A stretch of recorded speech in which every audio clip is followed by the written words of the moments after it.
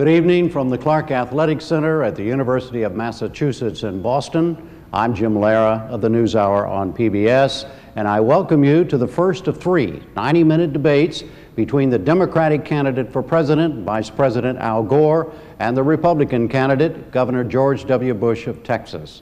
We may have an opportunity to host the presidential debate. And obviously the biggest facility on campus was the gym. What do you think? I'm like, well, we have that opportunity, let's go for it.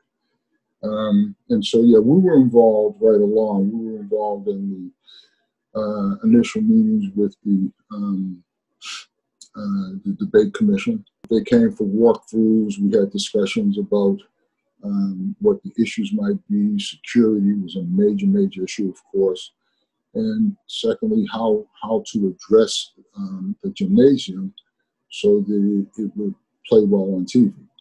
And they had to bring in some extra lighting. And to be honest with you, Seth, when I saw the finished product in the gym, I was amazed. It did not look like you were in a gymnasium. They did a tremendous job in setting it up for the debate and for the people who were invited to attend the debate in the audience. We turned the rink into a media center.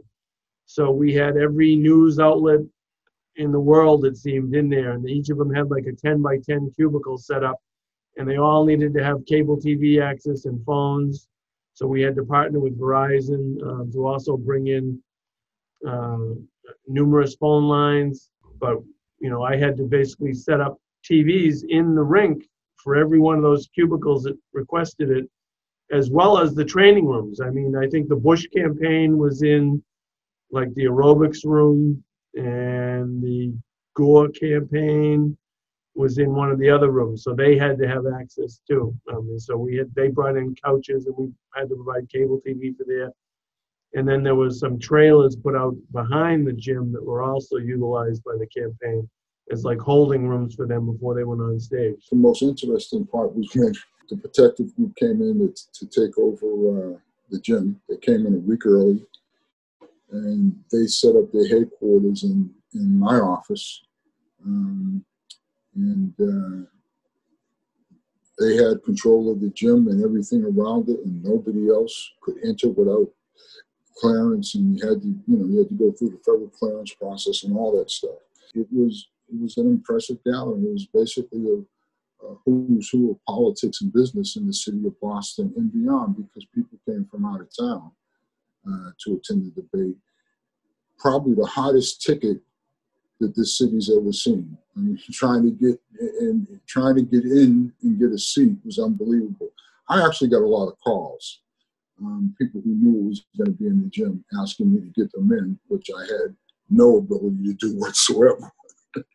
But the biggest thing for me was the debate enabled us to partner with Cablevision/Comcast and wire the entire campus, because without the debate, we didn't have cable TV here, but we used the debate as a bargaining chip to get the entire campus wired, which then in turn turned into the whole peninsula.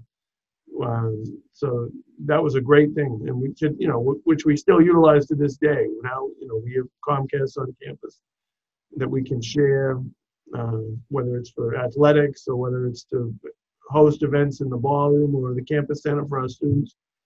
So that was one of the biggest pluses I saw out of it. I think that the students clearly enjoyed the opportunity to sit there and be a part of political history in our country. So yeah, it was a great evening.